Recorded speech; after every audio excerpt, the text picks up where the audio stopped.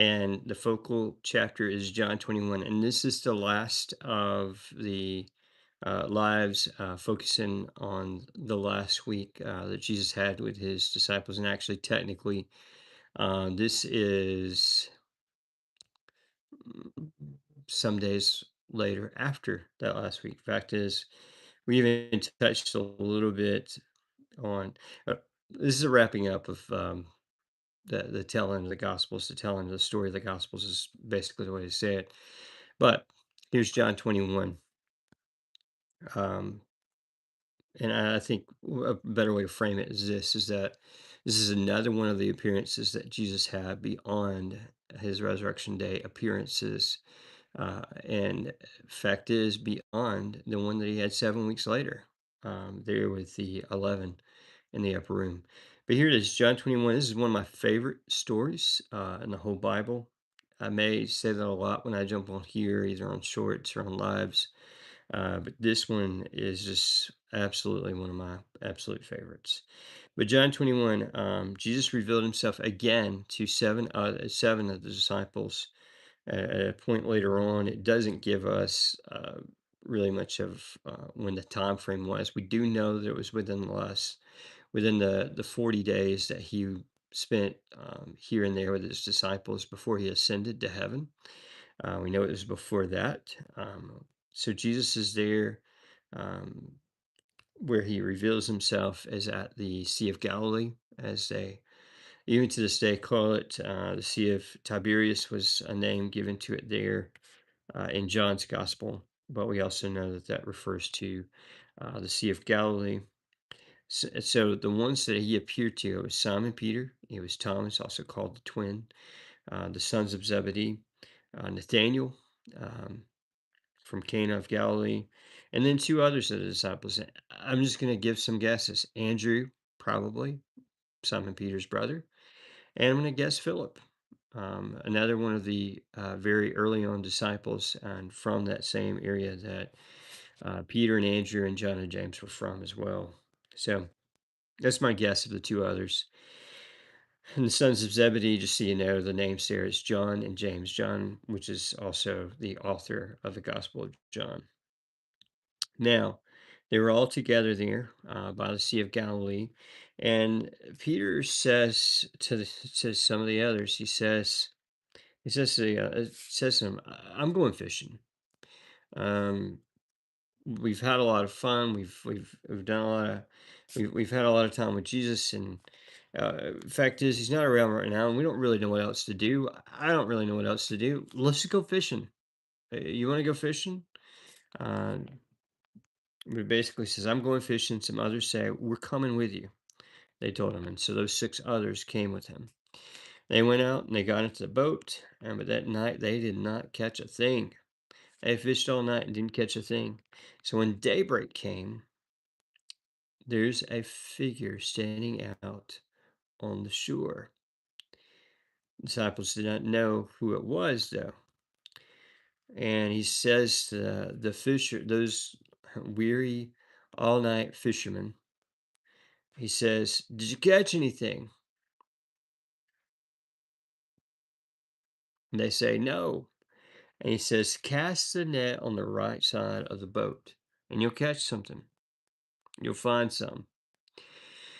And so they did. And the catch was so large, they were having a really hard time being able to pull in the whole catch into the boat. And at that very moment, John, the author of John's Gospel, he says something to Peter. He says, "It's the Lord." And then Peter, he prepares himself to jump in the sea and swim from the boat to the shore. In fact, is for us in the United States, it's like a football field. Excuse me. It's like a football field's distance, 100 yards distance from the shores where the boat was, and Peter's in there. He's just swimming because he wants to see Jesus. And so the others are taking care of the fish, and they're trying to get the boat to shore as well. And they all get there, and Jesus is sitting there at cooking fish on a charcoal fire. And when they all get to shore, he says, "Look, bring some of the fish that you just caught." And then the text tells us that it was as many as 153 large fish. Fact is, I thought about doing the research on how many pounds that would weigh. 153 fish from the Sea of Galilee, large fish from the Sea of Galilee during this time period. Imagine it's probably not much different today, but I'm thinking that's a lot of pounds of fish or whatever metric that it is that you use, kilograms, whatever. It's a lot of fish, 153 fish. So they bring some of the fish to Jesus, and he starts cooking some of that fish along with the fish he's already cooking. And he says, it says to them, "Come have breakfast." And nobody dared ask him who he was. They all knew. They all knew. He had already appeared at this point to Mary Magdalene first, and then to some of the other women as well, then to Peter, and the two that were on the road. It may have been a different order there, maybe the two on the road, then Peter. I'm pretty sure it's Peter, then the two on the road, then the 11 in the locked closed room in the midst of them. And then he appears to I say 11, it was really technically 10 at that moment. And then a week later, he appears to 11. Uh, and then we have this. And later on, we're told he appears to his half brother James. He appears to as many as 500 at one time. That may have been at the ascension, but I know that he also appeared to those who were at the ascension as well in Acts chapter 1, also recorded in Luke chapter 24. And it seems Mark says something about it too. He gives the Great Commission, and from what I understand, then as well at the ascension. But then he appears later on to the Apostle Paul. But here we are in the middle of this appearance that he makes here. Um, they all know who he was. There's no questioning, there's no doubting, there's no denying. He took the bread and he gave it to them. He did the same with the fish, just like he did with the two that he walked alongside with on the road, on the way to on the road that's on the way to the Emmaus. But then also in the feeding of the 4,000, the feeding of the 5,000 in the Gospels earlier on. And this was now the third time Jesus appeared to the disciples after he was raised from the dead. There was those two appearances, the 10 and the upper room, and then there was the 11 later on, a week later in the upper room. The three that is being referred to here. This would be the third. And then, speaking of three, uh, Peter, and just as you know, and just to kind of refresh your memory or fill you in, whichever is the category for you, Peter was told by Jesus, by the time the rooster crows twice, you will deny me three times. Peter goes and he denies him. Well, Jesus is on trial. Peter's out there denying him.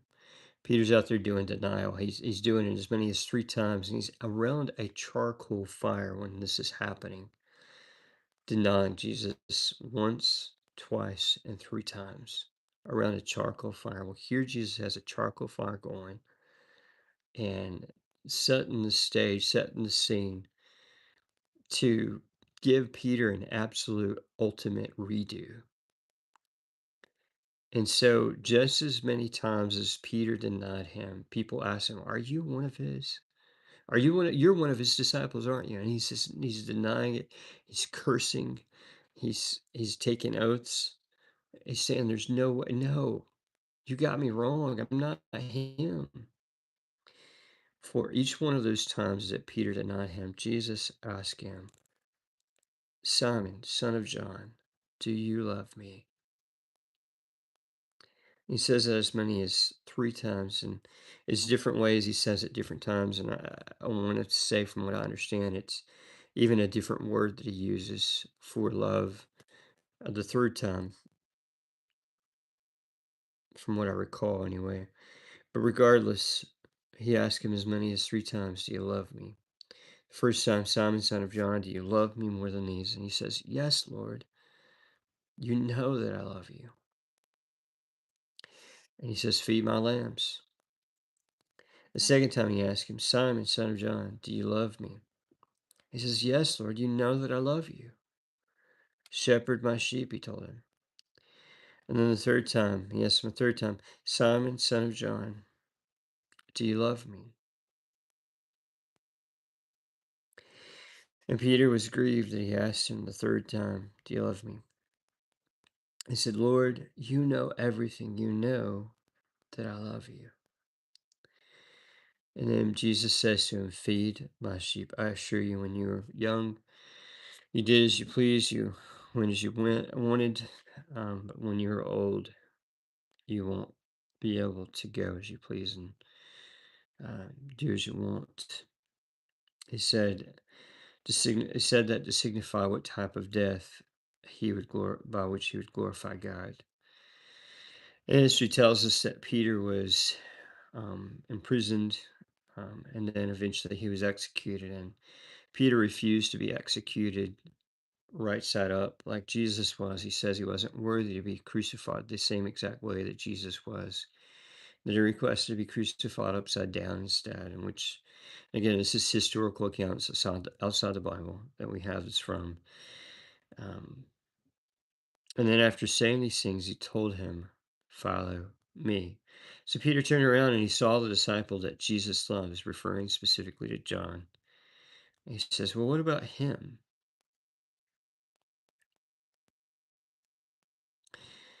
He says, "If I want him to remain till I come, what is that to you?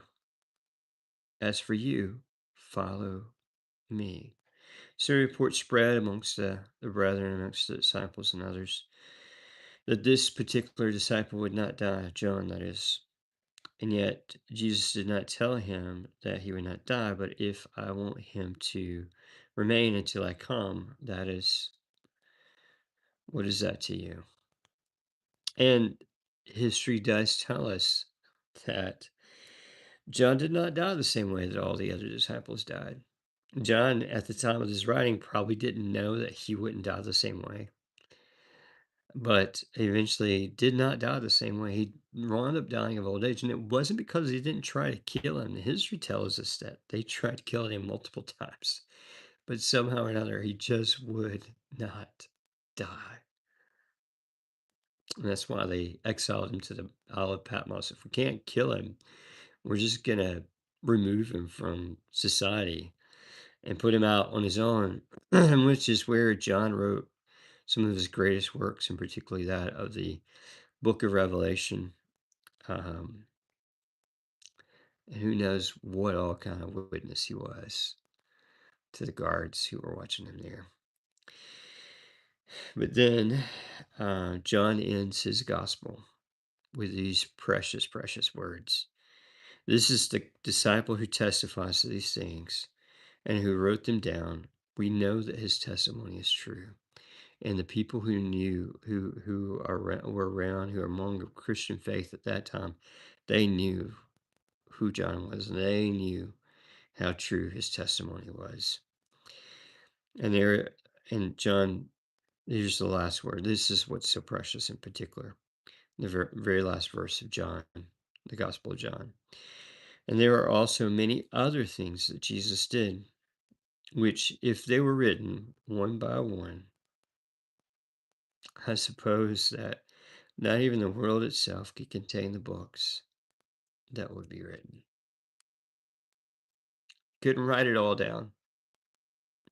The other gospel writers couldn't write it all down. All four of them, they couldn't write it all down.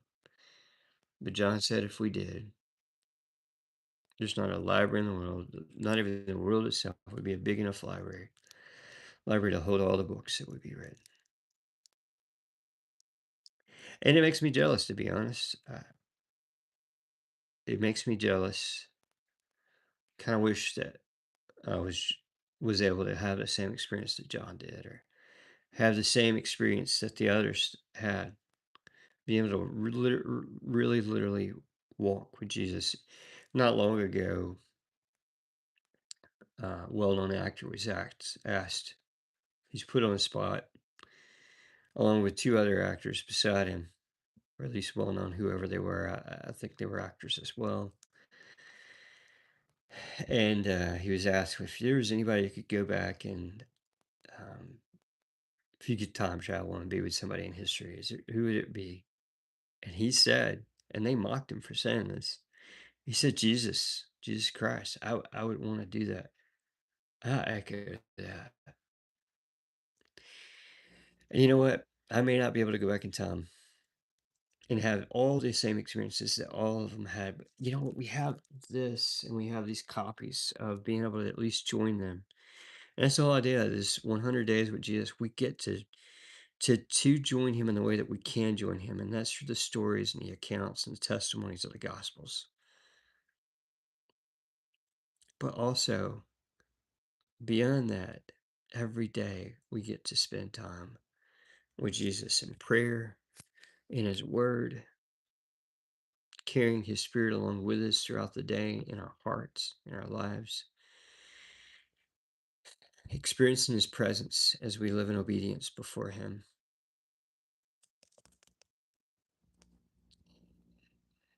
If you know Jesus, don't slow down your growth in him. Don't be stalled or stunted in your growth with him, your growth in him.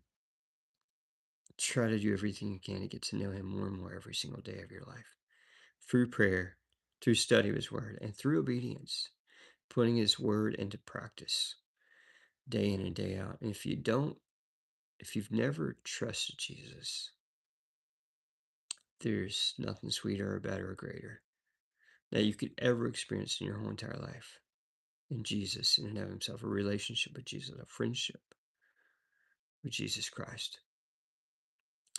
Best thing that's ever happened in my life. And he's caused a lot of other great things to happen as well, but nothing compares to knowing Jesus. Be blessed.